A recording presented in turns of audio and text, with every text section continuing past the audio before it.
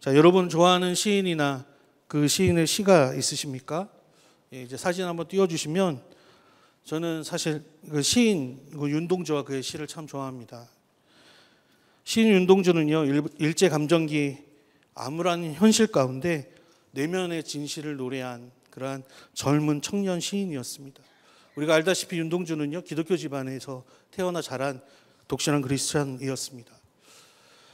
그가 절망의 시간을 보내면서도 또 일제 강점기라는 암울한 시대를 보내면서도 견딜 수 있었던 이유는 바로 하나님 안에서 위로와 소망을 가질 수 있었기 때문이었습니다. 실제로 그의 일기와 편지, 그의 시 곳곳에서 그런 신앙적인 표현, 신앙의 고백들이 담겨져 있는 것을 보게 됩니다. 그의 시 중에서 자화상이라는 시가 있는데요.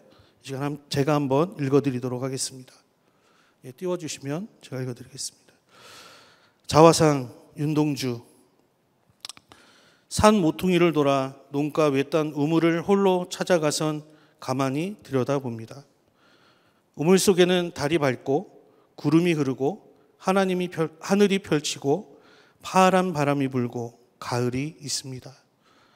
그리고 한 사나이가 있습니다. 어쩐지 그 사나이가 미워져 돌아갑니다. 돌아가다 생각하니 그 사나이가 가엾어집니다. 도로 가 들여다보니 사나이는 그대로 있습니다. 다시 그 사나이가 미워져 돌아갑니다. 돌아가다 생각하니 그 사나이가 그리워집니다. 우물 속에는 달이 밝고 구름이 흐르고 하늘이 펼치고 파란 바람이 불고 가을이 있고 추억처럼 사나이가 있습니다. 이 자화상에서 윤동주는요, 우물을 통해서 자신을 비춰봅니다. 근데 우리가 주목해서 볼 것은 뭐냐면 그가 자신의 모습을 비춰보기 전에 무엇을 보고 있어요? 하늘을 보고 있다는 것입니다. 하늘을 바라본다는 것은 그저 그의 시선을 하늘을 향해 있는 것, 그것을 넘어서서 자신 안에 있는 하나님, 내주하시는 하나님, 그의 삶 가운데 동행하시는 그 하나님의 존재를 인식하고 그분과 함께하는 것을 보여주고 있는 것이죠. 하늘을 우러르는 그의 모습은 사실은 저와 여러분의 삶에도 큰 교훈을 줍니다.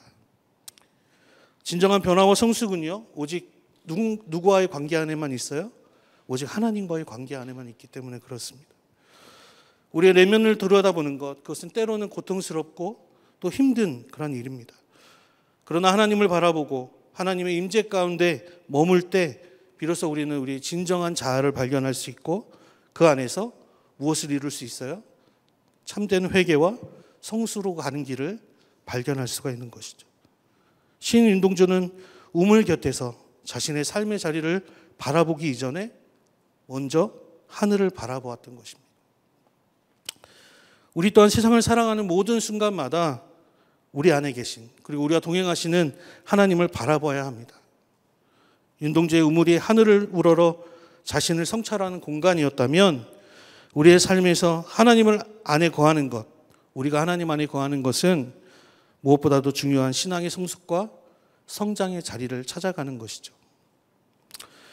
우리는 분주하고 혼란스러운 일상 속에서 하나님을 향해 우리의 시선을 들어야 합니다. 윤동주가 하늘을 우러러 보았듯이 우리도 매 순간 우리의 시선을 누구에게 맞춰야 돼요? 하나님께 맞춰야 되는 것이죠. 그럴 때야 비로소 오늘 말씀처럼 우리는 세상의 어떤 풍파에도 흔들리지 않고 하나님이 기뻐하시는 열매를 맺는 삶을 살아갈 수가 있는 것입니다. 이제 이 시간 하나님께서 우리에게 주신 말씀에 시선을 맞추고 그 안에서 주 안에서 열매 맺는 삶이란 어떤지, 어떻게 그러한 삶을 살아갈 수 있는지 함께 은혜를 나누고자 합니다. 첫째로 주 안에서 열매 맺는 삶은요, 생명의 근원이신 예수님과 연합하는 삶입니다. 생명의 근원이신 예수님과 연합하는 삶인 것이죠. 우리 함께 요한복음 15장 1절과 4절 말씀 같이 읽겠습니다. 시작. 나는 참 포도나무여 내 아버지는 농부라. 내 안에 거하라. 나도 너희 안에 거하리라. 가지가 포도나무에 붙어 있지 않으면 스스로 열매를 맺을 수 없음 같이 너희도 내 안에 있지 아니하면 그러하리라. 아멘.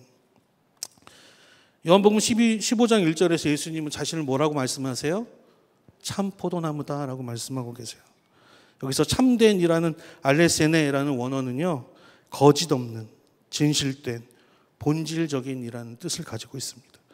그냥 단순히 주님께서 나는 진짜 포도나무야 라고 말씀하시는 것은 모든 생명과 풍성함의 원천이 바로 나야 라고 우리에게 말씀하고 계신 것이죠. 가지는요, 포도나무에 붙어 있을 때 생명력을 받을 수가 있습니다. 이 가지가 포도나무에서 떨어지면 어떻게 돼요? 말라 죽게 되는 것이죠. 이 단순한 자연의 비유를 통해서 우리는 주님께서 주시는 영적인 진리를 발견합니다. 나무로부터 공급되는 수액과 영양분, 이것이 없이는 가지는 말라 죽을 수밖에 없는 것이죠. 이는 비단 식물에만 국한되는 것이 아니라 생명체라면 생명의 근원에서 분리되었을 때 죽음에 이르는 것을 우리가 보게 되는 것이죠. 여러분, 포도나무는요, 그 나무 자체를 쓸 수 있는 그런 나무가 아니에요. 오직 포도나무의 목적은 무엇이에요? 열매에 있는 거예요. 열매. 가지가 열매를 맺지 못하면 아무 소용이 없는 거예요. 마찬가지로 그리스도인도 삶 가운데 풍성한 열매를, 영적인 열매를 맺지 못한다면 하나님 앞에서 우리의 참된 그 가지됨을 나타낼 수가 없는 것이죠. 오늘 본문은 우리가 어떻게 열매 맺는 삶을 살아가는지를 말씀하고 있어요. 바로 무엇 해야 한다고요? 따라해 봅시다. 예수님 안에 거해야 합니다. 예수님 안에 거해야 합니다. 우리 옆에 분들 바라보시면서 우리 예수님 안에 거합시다. 한번 해볼까요? 아멘. 예수님은요, 본문을 보시면 4절, 5절, 6절, 7절에 이르러까지 누구 안에 거하라고 말씀하고 계세요? 내 안에 거해라 라고 우리에게 말씀해 주고 계세요. 핵심 단어인 거하다, 원어로 메노라는 이 단어는 단순히 머무는 것을 의미하는 것이 아니에요. 이것은 지속적이고 의지적이고 변함없이 함께하는 것을 의미합니다. 일시적인 접촉이나 단순한 순간이 아니라 우리의 삶 전체가 누구 안에 있어야 된다고요? 예수님 안에 있어야 된다는 거예요. 예수님 안에 거한다는 것은 우리의 생각과 감정, 가치관, 삶의 모든 선택, 삶의 관계 안에서도, 우리의 삶의 방향 전체에서도 누구와 함께 연결되어져 있어야 돼요? 예수님과 연결되어져 있어야 되는 것을 말씀하고 있습니다.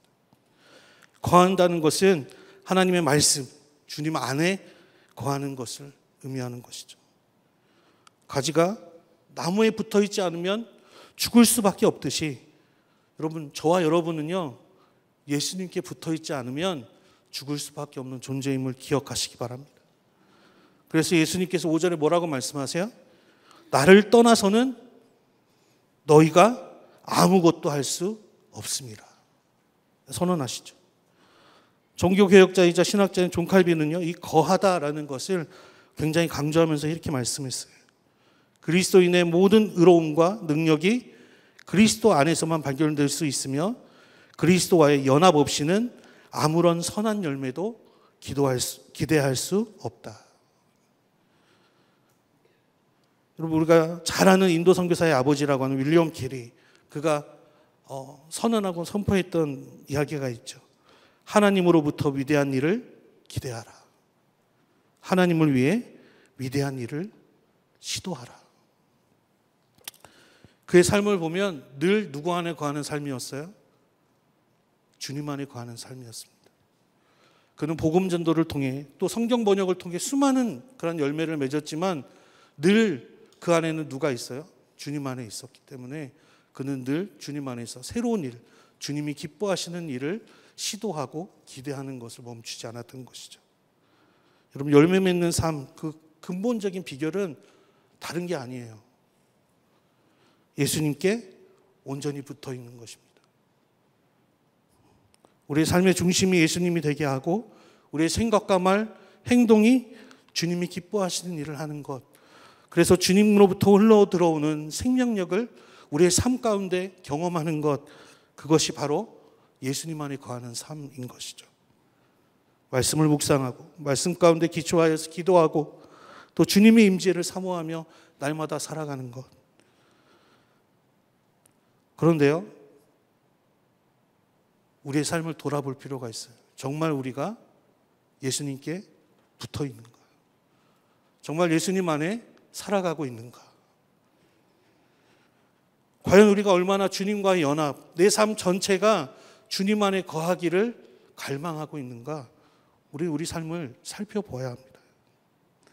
바쁜 일상 속에서 때로는 내가 영적인 메마름 가운데 있는지도 모를 때, 그때 우리는 주님께서 내가 떨어져 있구나라는 것들을 인정해야 됩니다. 예수님은 믿고 있다고 말하지만 실제 삶에서 주님의 말씀이 우리 가운데 없다면, 주님과 함께 동행하는 그 경험이 없다면 우리는 다시 예수님 안으로 돌아가야 하는 것이죠. 사랑하는 성도 여러분, 우리의 삶의 근원은, 생명의 근원은 예수님밖에 없습니다. 세상의 어떤 것도 우리에게 그 영원한 생명을 줄 수 없음을 기억하시기 바랍니다. 여러분이 선교 현장에서 외쳤던 복음의 진리가 아닙니까? 우리 주님 안에 오세요. 주님께로 오세요. 오늘도 이 진리를 마음에 새기고 온전히 주님 안에 거하시는 저와 여러분 되기를 소망합니다. 두 번째로 주 안에서 열매 맺는 삶은 어떠한 삶입니까? 바로 하나님의 깨끗하심을 경험하는 삶입니다. 하나님의 정결케 하심을 경험하는 삶입니다. 우리 요한복음 15장 2절 말씀인데요. 같이 읽겠습니다. 시작. 물은 내게 붙어 있어 열매를 맺지 아니하는 가지는 아버지께서 그것을 제거해 버리시고 무릇 열매를 맺는 가지는 그 더 열매를 맺게 하려 하여 그것을 깨끗하게 하시느니라. 아멘. 2절에서 예수님은 무릇 내게 붙어 있어 열매를 맺지 못하는 가지는 제거하신다라고 준엄하게 경고하고 있습니다. 그것과 함께 열매를 맺는 가지도 내가 뭐 한다고요? 깨끗게 하겠다라고 말씀하고 계세요. 여기서 깨끗게 하다라는 원어 카다이로는요, 정결하게 하다, 순수하게 하다라는 말이 있습니다. 근데 이것은 농부이신 하나님께 빗대어서 무엇을 의미하는 거예요? 가지치기를 의미하는 거예요. 가지치기. 여러분, 가지의 사명은 무엇입니까? 그저 나무에 붙어 있기만 하는 것이 가지의 사명이 아니에요. 가지의 사명은 포도나무 열매, 포도 열매를 맺는 것이죠. 하나님 아버지는요, 능숙한 농부이십니다. 그래서 농부는 좋은 포도를 얻기 위해서 가지치기를 하죠. 가지치기를. 하나님께서는 우리가 더 많은, 더 풍성한 열매를 맺는 가지가 되게 하시기 위해서 우리를 뭐 하세요? 가지치기 하세요. 하나님의 가지치기가요, 때로는 굉장히 아프고 고통스러울 수 있습니다. 내 삶에 불편하고 불필요한 것들, 내 삶에서 열매 맺는 것을 방해하는 것들, 내가 하나님 안에 거하는 것을 방해하는 것들을 우리 하나님께서 뭐 하세요? 가지치기 하세요. 히브리서 12장 6절 말씀입니다. 같이 읽겠습니다. 시작. 주께서 그 사랑하는 자를 징계하시고 그가 받아들이시는 아들마다 채찍질하심이라 하였으니. 하나님은요, 우리가 죄에서 돌이키기를 원하세요. 그래서 생명의 길로 오시기를 원합니다. 그렇기 때문에 그 과정에서 뭐 하세요? 때로는 징계하시기도 하세요. 하지만 이것이 하나님의 사랑에서 비롯된 것을 우리가 알고 있죠. 만약 끝까지 회개하지 않는다면 그 가지는 어떻게 되는 거예요? 던져져서 불태워질 수밖에 없다라고 말씀하고 있어요. 그렇기 때문에 주님은 우리를 가지치게 하시는 거예요. 이것은 믿음의 삶에서 지속적인 자기 부인과 회개의 필요성을 강조하고 계신 것이죠. 더 좋은 열매를 맺는 가지가 되게 하시기 위해 이 과정은 저와 여러분에게 필요한 훈련입니다. 때로는 불필요한 욕심, 우리 안에 있는 교만, 자기중심적인 생각, 그리고 세상적인 가치관이 어느 순간에 우리 안에 있어요. 그것들을 주님은 가지치기 하기를 원하시는 거예요. 때로는 우리의 계획이 틀어집니다. 주님의 가지치기 때문에 어려움을 겪게 됩니다. 원치 않은 고난을 통과해야 될 때도 있어요. 그럴 때 어떻게 됩니까? 우리 주님이 나를 정결케 하시는 거예요. 나를 연단하시는 거예요. 사랑하는 성도 여러분, 농부이신 하나님은요, 우리의 삶을 가지치게 하실 때, 그리고 우리의 고난과 시련을 허락하실 그때 그것이 우리 아프게 하시기 위함이 아니라 어떤 거예요? 우리를 정결케 하시고 참 포도나무이신 예수님께 붙은 튼튼한 가지가 되게 하시기 위하여서 우리를 가지치시는 분이심을 믿으시기 바랍니다. 우리 베드로전서 1장 6절 7절 말씀 같이 읽겠습니다. 시작. 그러므로 너희가 이제 여러 가지 시험으로 말미암아 잠깐 근심하게 되지 않을 수 없으나 오히려 크게 기뻐하는도다.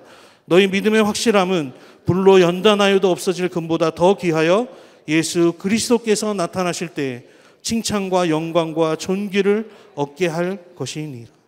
아멘. C.S. 루이스의 책 고통의 문제에서 그는 가지치기의 고통에 대해서 이렇게 말하고 있습니다.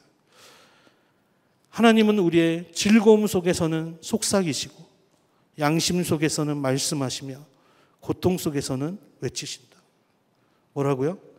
하나님은 우리의 즐거움 속에서는 속삭이시고 양심 속에서는 말씀하시며 고통 속에서는 외치신다. 고통은 기복은 세상을 깨우는 하나님의 메가폰이다 라고 그는 기록하고 있습니다. 사랑하는 성도 여러분, 혹시 여러분의 삶에 고통이 있습니까? 시련이 있습니까? 이 어려운 가지치기가 진행되고 있는 상황 가운데 있으십니까? 기억하십시오. 하나님은 어느 누구보다도 저와 여러분을 잘 아시는 분이십니다. 그분은 결코 우리를 망하거나 상하게 하시기 위하여서 가지치시는 분이 아니라 우리를 더욱 풍성하게 하시기 위하여서 가지치시는 분이심을 믿으시기 바랍니다. 고난 속에서 낙심하지 마십시오. 믿음 안에서 인내하며 최고의 농부이신 그 하나님의 가지치기, 그 모든 과정 가운데 하나님의 승리와 기쁨을 누리시는 저와 여러분 되시기를 축복합니다. 세 번째로 주 안에서 열매 맺는 삶, 그 세 번째는요, 기쁨과 사랑 안에서 열매 맺는 삶입니다. 요한복음 15장 9절에서 11절 말씀 같이 읽겠습니다. 시작. 아버지께서 나를 사랑하신 것 같이 나도 너희를 사랑하였으니 나의 사랑 안에 거하라. 내가 아버지의 계명을 지켜 그의 사랑 안에 거하는 것 같이 너희도 내 계명을 지키면 내 사랑 안에 거하리라. 내가 이것을 너희에게 이름은 내 기쁨이 너희 안에 있어 너희 기쁨을 충만하게 하려 함이라. 요한복음 15장 11절에서 예수님 뭐라고 말씀하세요? 내가 이것을 너희에게 이름은 내 기쁨이 너희 안에 있어 너희 기쁨을 충만하게 하려 함이라. 여러분, 열매 맺는 삶의 가장 최종적인 결과, 최종적인 열매는 뭐예요? 기쁨입니다. 기쁨. 예수님께서 열매 맺는 삶에 살아야 될 이유를 말씀하시죠. 내가 너의 기쁨을 충만하게 하겠다 말씀하십니다. 이 기쁨으로 번역된 단어 카라는 이 순간적인 즐거움이나 기쁨을 말하는 것이 아닙니다. 단순히 일시적인 감정의 만족, 이것을 말하는 것이 아니라 하나님 관계 안에서, 하나님 안에서 지속적으로 경험되어지는 기쁨을 말하는 거예요. 이 기쁨은 하나님과의 인격적인 관계, 예수 그리스도 안에 있을 때 경험되어지는 내면의 안정과 평안, 지속적인 기쁨을 말하는 것이죠. 또 충만하게 하다라는 단어 플레로데이는 채우다라는 개념인데요. 그냥 채워지는 것이 아니라 가득 차서 흘러 넘치는 것을 의미합니다. 이런 기쁨을 누렸던 바울이 이렇게 고백하죠. 빌립보서 4장 4절 말씀인데요. 주 안에서 항상 기뻐하라.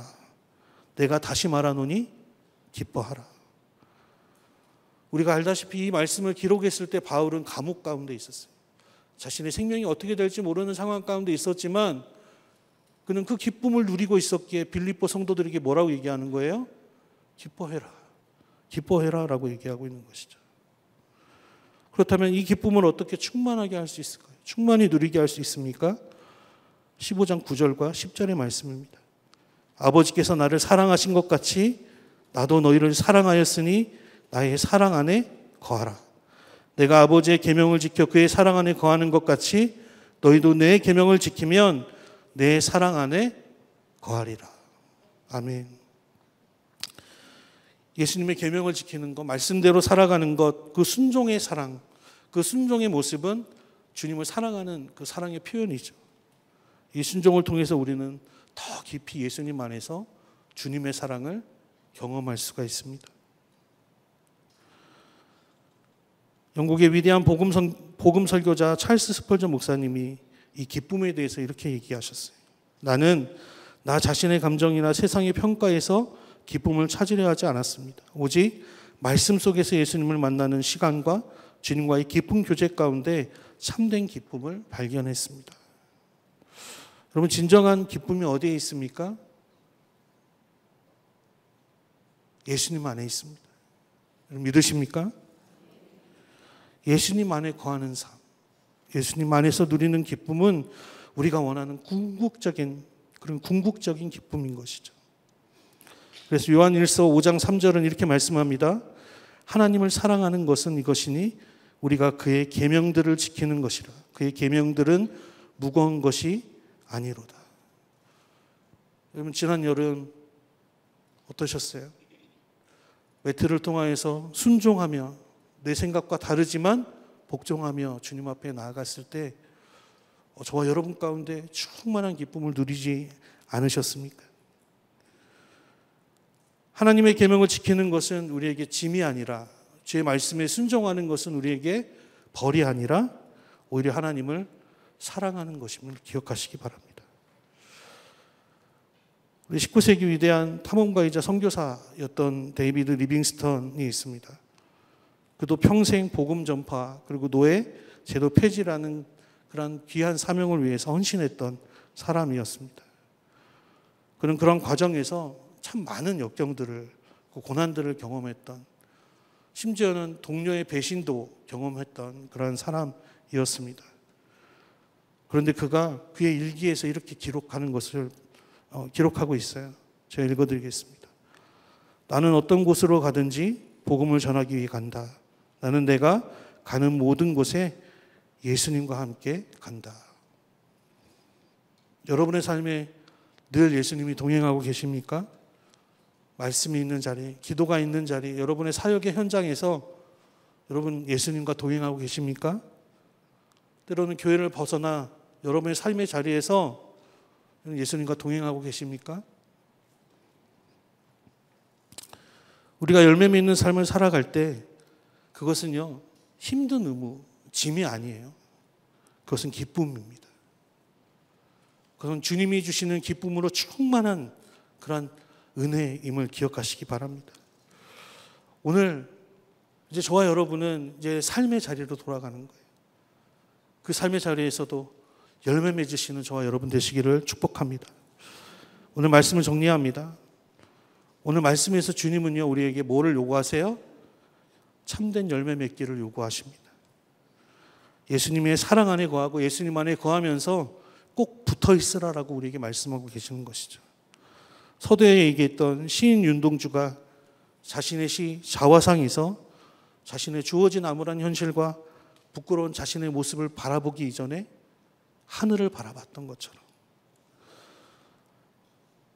이번 여름 우리 지구촌교회 수많은 성도님들이 가는 선교사, 보내는 선교사로서 자신의 일상을 벗어나서 선교에 함께 동참했잖아요. 둘째 날 아침에, 이제 선교 둘째 날 아침에 저희는 이제 대구 전하는 교회를 갔는데요. 한 장로님하고 이렇게 교제하는 시간이 있었습니다. 그 장로님도 선교의 현장에서 복음 전하고 많은 이들에게 이제 만나는 그 은혜 가운데 참 기뻤던 것 같아요. 저한테 오시더니, 목사님, 이렇게 천국을 경험하고 천국이 있다는 것을 정말 믿는다면 이렇게 복음 전하는 일이 멈춰지지 않을 것 같아요 라고 얘기하시더라고요. 여러분, 우리가 만약에 천국을 살아가고 있다면, 정말 하나님의 나라 가운데 주님의 임재 가운데 우리의 삶을 살아가고 있다면 어떻게 우리가 주님의 열매 맺는 삶을 멈출 수가 있겠습니까? 때때로 열매 맺는 삶은요, 가지치기가 필요할 때가 있어요. 때로는 고통스러울 수 있지만 그럼에도 불구하고 주님께서는 그 과정을 통해서 우리를 더 튼튼한 가지 되게 하시는 줄을 믿습니다. 낙심하지 않고 주님 안에 거하면서 이제 우리의 삶의 자리에서도 주님의 기뻐하시는 열매를 맺으시는 저와 여러분 되시기를 소망합니다.